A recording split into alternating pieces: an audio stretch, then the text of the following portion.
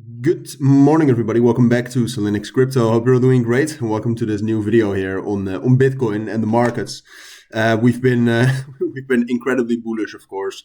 If you take a look at the last 24 hours, for example, I mean, Bitcoin at this point of time yesterday, we were still at 81,000. Personally, I did not expect us to get up this high. I mean, overnight, and especially yesterday. During the US session, we were incredibly bullish again, reached 90K overnight. And now, I mean, we found resistance here at 90K and the area around that for the last couple of hours. And there's some interesting things that kind of make me feel like some sort of a crash or flush is coming. I do think, I mean, in general, if you take a look at the 12-hour time frame right here, I think it's I think it's justified to say that this is the start of a new rally for Bitcoin. Things would need to get very, very bearish very soon if this would not be the start of another rally for Bitcoin ultimately above 100,000. I do think that's coming. But only something like a huge recession or fears of which would be one of the reasons why that could change. Or maybe some sort of heavy escalation in the Middle East. But at the moment, I mean, if you also take a look at gold, for example, then it doesn't look like that's likely, right? So if you take a look at gold right now, that's dropping down by quite a lot. So there seems to be no indication of any unrest right now, which would be the main cause for some sort of a trend change, at least. However, I mean, if we look at Bitcoin right here, obviously the price cannot keep going up forever, although we have seen the proof in the last couple of days that it can keep going up for quite some time. And what you can see right now is that the funding rates are getting higher, all right? So what that basically means is that there's a lot of leverage open, a lot of money proportionally is in perpetual contracts or perpetual future contracts.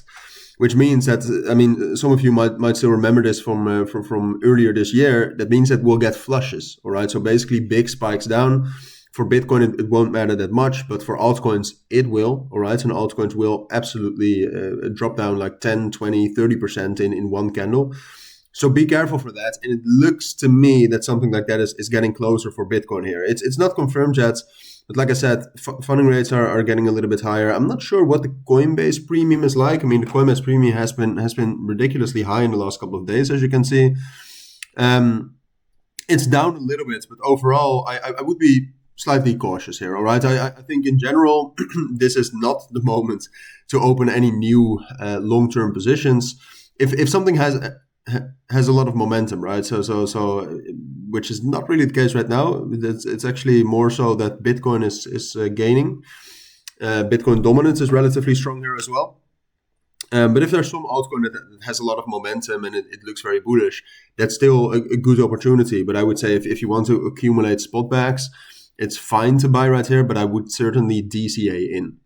But right now, what's going to matter a lot is what the US does. Again, if the US is bullish, is very bullish again, then we can certainly still break above 90,000 and get towards 95, 100,000 perhaps. But we'll have to see that, right? To me, it looks a little bit more likely given that funding rates, but also given that the pre-market, for example, for stocks is trading a little bit lower. The dollar strength index is still bullish right here. I would say that it's best to expect some sort of a flush for Bitcoin into 86, 84, and potentially lower, but especially 84 would be the first main support level. So I would say that's most likely from here.